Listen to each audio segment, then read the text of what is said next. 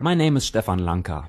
Yes, and you are a virologist. I'm a virologist. Okay, Mr. Lanka, what made you come to the conclusion that there is no such thing as the measles virus after all? Well, mainly two things. I recognized how biology works, how life forms, what mechanisms brought us into being, what makes a disease form, how we can get back to health again, and there is no room in there at all for something like a pathogenic virus. That would be the answer to your question. How I came to this conclusion and why I'm positive about my findings, the second part of the answer. I myself am a virologist. I am discoverer of the ocean's first megavirus, which did not do anything bad to anyone, and today we know that life emerges from precisely these structures. So naturally, with this competency as virus discoverer, I reviewed contemporary medicine's claims, whether these pathogenic viruses exist at all, and I came to the conclusion that that simply isn't so. You recently put out the offer of €100,000 prize money to anyone who can prove you wrong. Why this competition? Well, I want to achieve a reformation in medicine. That is long overdue. Everybody knows that there is something fishy about the SARS epidemic, the bird flu, the swine flu, that there's something wrong about it. And well, I'm simply the first to have the courage to go public with this. Now, I do have enough people behind me who support me. This also includes a Nobel Prize winner, of course. But somebody simply has to start talking about it. It's kind of like when humanity discovered that the Earth is round, that it spins and so on.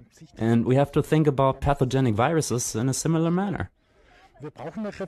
We need a reformation in medicine. The costs are not payable anymore. At the same time, people are growing sicker. The Dutch are showing us right now how it could be done. They recognized something. There the people are healthier, grow older, and at the same time the Dutch managed to reduce the expenses for the healthcare system drastically. We have to do the same thing, only more consequential, which means we have to start working on something central. And that is the question of vaccines in general.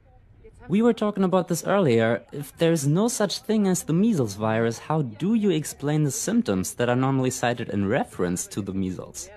Well, the same way one would have explained it in the past, before the idea of a measles virus came into being. The same way other medicinal cultures, such as the Chinese or the ancient Indian Ayurveda medicine tradition, have explained it, where there is no material contagion, but the skin is poisoned from the outside through crude oil products, the toxins that are in them, as well as the poisoning of our skin from the inside. This is the reason why people visit the sauna, so all that stuff can come out. If the kidneys cannot get rid of these toxins, if the urine is white and substances like urea, uric acid and creatinine stay inside the body, all that stuff will work itself to the outside through your skin. The skin nurtures us, the skin detoxifies us. And once that mechanism is compromised, we will get the inflammation of our skin, which is then usually referenced as measles.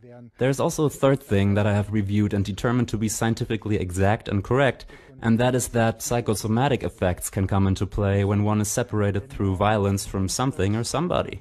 In that case, we literally get thin skin, which one can also feel. And when the trauma has been processed, the skin will repair itself again. And this process is precisely the one we usually call measles. So how do you explain the danger of contagion? Well, I think that's pretty clear. The question of contagion, if I drink the same water, if I eat the same toxins, if I rub the same toxins onto my skin, if the same toxins are working their way out of my body, I will show the same symptoms at the same time or shortly thereafter. Also a fact that is very well known, why do measles in school generally pop up in merely one classroom at a time? If you look at it, you will find that in most cases, a deeply loved teacher has just left the class in question, a teacher that might have been some kind of substitute for the kids' mothers, and they had a really strong bond to her. And then the strong contact suddenly breaks off. Well, once a new teacher comes in, she forms a new bond with the kids and they trust her, the skin will repair itself and we will see the measles emerge. Well, there's one young physician from Hamburg who purports that he has proven the existence of the measles virus after all, and is now demanding you pay him the €100,000 prize. Why do you not recognize his proof as such? What is the problem there? Well, the term evidence is defined in Germany and only in Germany. This is the reason I opened this contest under German law, because nowhere else in the world is science defined, neither is scientific fraud part of the usual statutes of criminal law, and this is basically the reason they can say and do whatever they want. I just want to remind you of the sad case of Mr. Herman, which anybody can research for himself, who has outright fabricated nearly all of his publications pertaining to high-dosage chemotherapy in women with breast cancer. Yet this man enjoys a high reputation today, but nothing really happens. However, out of the tradition of legal positivism in Germany, beginning with Immanuel Kant and so forth, legal positivists have quietly created a law that is part of public health, specifically the German infection protection law. So when these questions are decided, our laws, our constitution, the basic law for the Federal Republic of Germany, and specifically the infection protection law apply. The competition is adhering to the exact requirements of the infection protection law, and I have informed Mr. Badens of this in writing as well when he claimed to have contrary evidence. Unfortunately, he suppresses this information in public, and once the civil law process is over, we will ask a court to determine legally what exactly this Mr. Badens has done here. It could simply be that this young physician, who, by the way, does not have a PhD, has never worked in a laboratory and has never published any scientific work, is emotionally and intellectually stuck on this matter, and so he revolts. I have to insinuate that he takes this topic very seriously and in earnest, but so do I. However, I do expect a certain level of discernment, contemplation and tranquility of a young adult, specifically a physician. Moreover, I do expect that he does not take his views into the public prematurely. I don't like that at all. The court should make their decision without pressure, so that they can weigh facts and law against each other, the way it should be. But what information did he submit specifically that you do not recognize as evidence? He has sent me publications that, firstly, anyone who is capable of the English language can verify, because they are all published in English. And you will find that there is no evidence in there for the existence of a virus, for the isolation of a virus, nor for the characterization of the actual elements of a virus. This can be confirmed by any non-professional in a matter of hours who will take the time to read the publications. Furthermore, and this is another reason, these publications did not originate within the German domain of law, nor do they come from the Robert Koch Institute itself, which was cited as the central source, including the contact person there in charge of measles. So it would actually have to be published by that institute, because in Germany all matters of infection are subject to our legislation, laws and constitution, i.e. the right to physical integrity.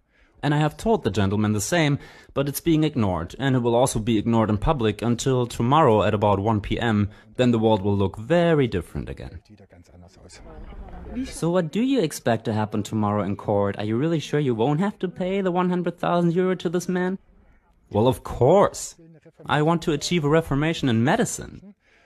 To question whether I am sure has to be answered with yes. I am positive, as a virus discoverer, as scientist, that our common explanations for health and sickness, this old neo-Darwinian model of war and conflict and suppression, contagion, viruses and so forth, there is no room in there for it. It's a medicine of yesterday, and I represent the medicine of today and tomorrow. So yes, I am absolutely positive.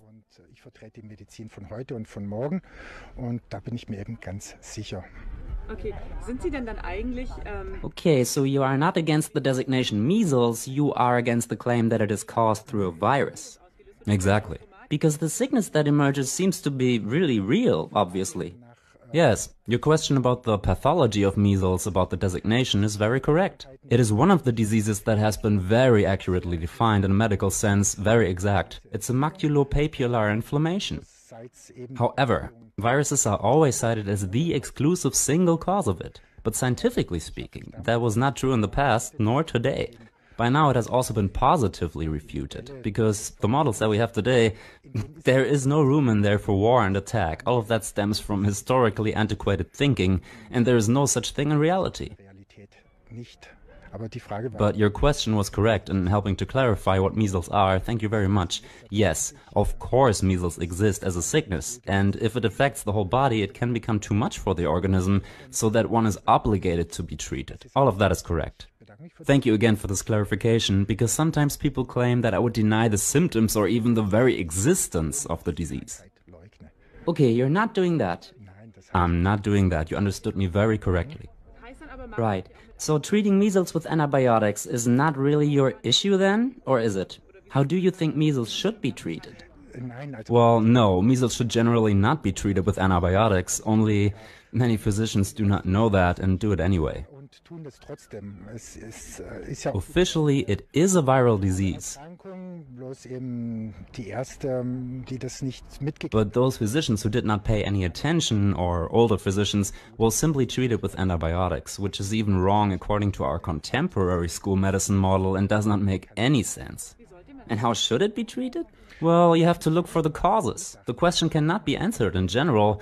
Any human will have individual causes. Is it a poisoning from the outside, from the inside? In what condition are the kidneys? This is always the most important thing to look for, just like within Chinese medicine.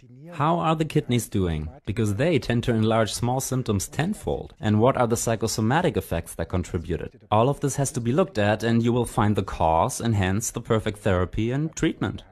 Thank you for this interview.